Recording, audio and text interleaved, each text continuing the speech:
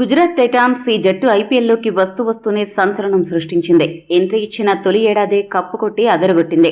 ఆ మరుసటి ఏడాది ఫైనల్కి కూడా చేరుకుంది. అయితే ఐపీఎల్ 2024లో మాత్రం మునుపటి జోష్ని కొనసాగించలేక వెనుకబడింది.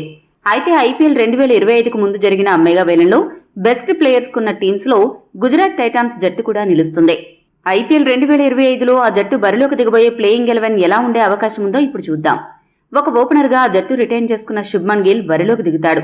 ఇంకో ఓపెనర్ స్థానం కోసం వికెట్ కీపర్ బ్యాట్స్మెన్ జోస్ బట్లర్ని కొనుగోలు చేశారు. బట్లర్కి ఐపీఎల్లో ఎంత సక్సెస్ రేట్ ఉందో ప్రత్యేకంగా చెప్పాల్సిన పనిలేదు. దీంతో గుజరాత్ ఓపెనింగ్ ఒక్కసారిగా సూపర్ స్ట్రాంగ్ అయిపోయింది. మూడో స్థానంలో సాయి సుదర్శన్ బ్యాటింగ్ చేస్తాడు. ఐపీఎల్లో గత కొంతకాలంగా చాలా స్థిరత్వంతో ఆడుతున్న ఆటగాళ్లలో సాయి సుదర్శన్ కూడా ఒకడు. నాలుగో స్థానంలో షారుఖ్ ఖాన్ వస్తాడు. జూనియర్ పోలార్డుగా పేరు సంపాదించిన షారుఖ్ ఖాన్ ఇప్పటి వరకు తనపై పెట్టుకున్న అంచనాలను పూర్తి స్థాయిలో అయితే చేరుకోలేదు. ఈ ఏడాది అయినా తన సత్తా చాటుతాడేమో చూడాలి. ఇక భారీ హిట్టింగ్ చేసే సామర్థ్యం ఉన్న స్పిన్ ఆల్రౌండర్ గ్లెన్ ఫిలిప్స్ 5వ స్థానంలో బరిలోకి దిగుతాడు. ఆ స్థానంలో ఫిలిప్స్ ని పంపడం అనేది మంచి నిర్ణయం అవుతుంది. ఫిలిప్స్ కెపాసిటీని ఎస్ఆర్హెచ్ జట్టు పూర్తి స్థాయిలో వినియోగించుకోలేదు. మరి గుజరాత్ జట్టుకు ఫిలిప్స్ ఏ మేర ఉపయోగపడతాడో చూడాలి. 6వ స్థానంలో గుజరాత్ రిటైన్ చేసుకున్న రాహుల్ తెవాటియా బ్యాటింగ్ చేస్తాడు. తెవాటియా గుజరాత్ తరపున ఎన్నో కీలక మ్యాచ్లు ఫినిష్ చేసి అద్భుత విజయాలు అందించాడు.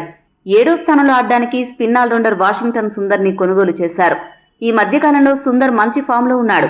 సుందర్ని తీసుకోవడం వల్ల గుజరాత్ బ్యాటింగ్ డెప్త్ పెరిగింది. మరోవైపు స్పిన్ బలం కూడా పెంచుకుంది. ఇక అతడికి తోడుగా 8వ స్థానంలో స్పిన్ ఆల్రౌండర్ రషీద్ ఖాన్ బరిలోకి దిగుతాడు. రషీద్ అటు స్పిన్ బౌలింగ్తోనే కాదు, ఇటు బ్యాట్తో కూడా ప్రత్యర్థులను వణికించే సత్తా ఉన్న ప్లేయర్. మొత్తంగా గుజరాత్ దగ్గర స్పిన్ విభాగం చాలా స్ట్రాంగ్ గా ఉంది అని చెప్పొచ్చు. రషీద్ ఖాన్, వాషింగ్టన్ సుందర్, రాహుల్ తెవాటియా, గ్లెన్ ఫిలిప్స్ రూపంలో వైవిధ్యమైన స్పిన్ వనరులు అందుబాటులో ఉన్నాయి.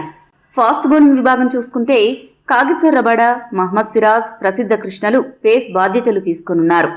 పరిస్థితులను బట్టి ఇంపాక్ట్ ప్లేయర్ గా లెఫ్ట్ హ్యాండ్ బ్యాటర్ మహిపాల్ లామ్రార్ లేదా బౌలర్ ఇషాంత్ శర్మని దింపనున్నారు. గుజరాత్ జట్టుని మొత్తంగా గమనిస్తే ఓపెనింగ్ స్థానం నుండి ఫినిషింగ్ స్థానం వరకు జట్టు మొత్తం చాలా స్ట్రాంగ్ గా కనపడుతోంది.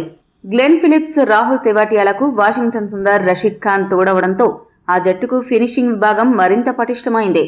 ఇక ఈ జట్టులో ఏవైనా లోపాలు కనబడుతున్నాయి అంటే అవి కొంతమంది ఆటగాళ్ల కన్సిస్టెన్సీ పర్ఫార్మెన్స్ ఇవ్వకపోవడం. షారుఖ్ ఖాన్ హిట్టరే కానీ అంత కన్సిస్టెంట్ గా ప్రదర్శన చేస్తాడా అంటే చెప్పలేం. ఇక బౌలింగ్ లో సిరాజ్ భారతదేశ పిచ్చులపై పెద్దగా రాణించలేకపోతున్నాడు. ధారణంగా పరుగులు సమర్పించుకుంటున్నాడు. ఇవి తప్ప పెద్దగా చెప్పుకునేంత లోపాలు ఆ జట్టులో లేవు. ఓవరాల్ గా జట్టు బలంగానే కనపడుతుంది. మరి గుజరాత్ టైటాన్స్ జట్టు ప్లేయింగ్ 11 ఎలా ఉంది అనేది కామెంట్ చేయండి. మరిన్ని స్పోర్ట్స్ అప్డేట్స్ కోసం మా ఛానల్ సబ్స్క్రైబ్ చేసుకోండి.